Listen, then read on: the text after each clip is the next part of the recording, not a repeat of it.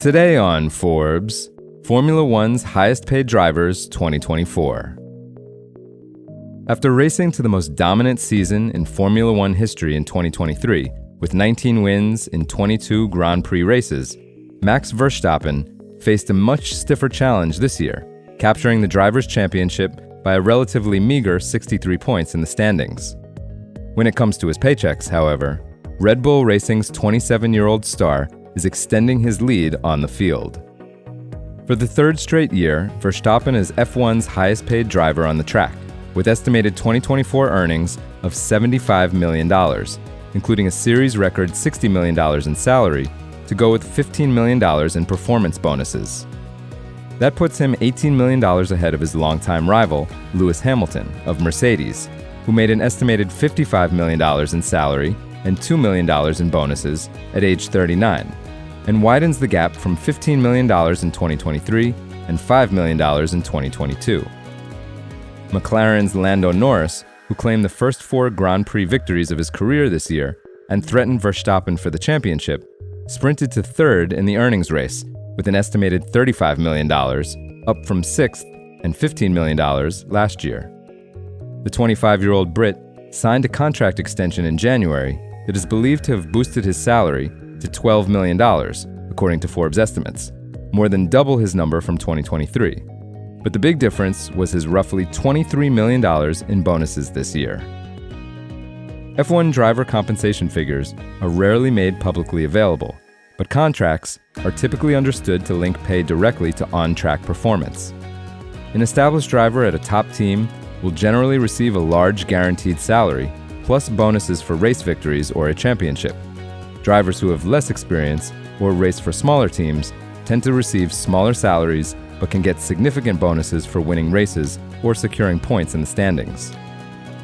Unlike Forbes' lists of the highest paid players in, say, soccer or the NBA, the F1 earnings ranking excludes endorsement income, focusing solely on the sport's salaries and bonuses. This is in large part because drivers' obligations to their teams and their team's sponsors leave them little room to chase many personal deals. Verstappen, for instance, made an estimated $5 million from his business endeavors over the 12 months ending in May, nowhere near what some other global sports stars hauled in on Forbes' 2024 list of the world's highest paid athletes. The drivers aren't exactly hurting, though. Combined, Formula One's top 10 earners raked in $317 million on the track in 2024, according to Forbes estimates, a 23% increase over 2023's $258 million, and the best mark in the 4-year history of Forbes' F1 earnings ranking. 2 main factors are driving up salaries. First, F1 has never been bigger, with the series' central revenue hitting $3.2 billion in 2023, up 25% from the previous year, according to owner Liberty Media's annual earnings release. That means more prize money for the 10 teams on the grid, which are also seeing improved sponsorship opportunities. The influx of cash is pushing up the value of the teams to an average of $1.88 billion in Forbes' most recent ranking, while also giving them more to spend on their drivers. Meanwhile, drivers are getting a lift from the series' cost cap, which was introduced in 2021. The system limits how much teams can devote to designing and building their cars, but driver compensation is omitted from the budget calculation, giving the wealthiest teams one area where they can still spend extravagantly to differentiate themselves from their rivals. Expect next year's F1 ranking to continue the upward trend after a flurry of signings and extensions around the paddock.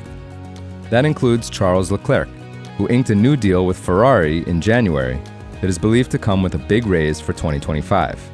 It also includes his new teammate, Hamilton, who shocked the racing world when he announced in February that he would leave Mercedes for the prancing horse next year. Forbes estimates the contract will catapult him back ahead of Verstappen to set an F1 salary record. For full coverage and to see the whole list, check out Brett Knight's piece on Forbes.com. This is Kieran Meadows from Forbes. Thanks for tuning in.